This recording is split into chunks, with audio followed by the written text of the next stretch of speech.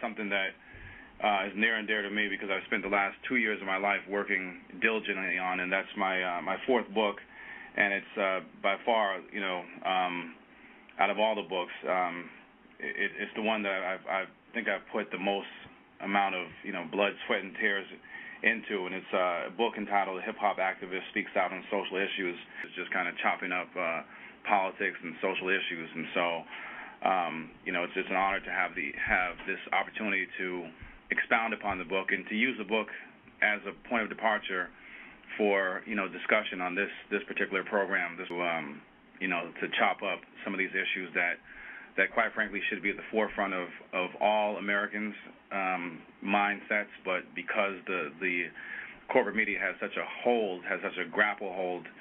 on people, and that they feel that the corporate media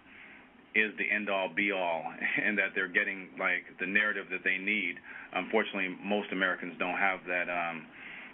don't have these issues in their mindsets whatsoever, and the ones that do, most of those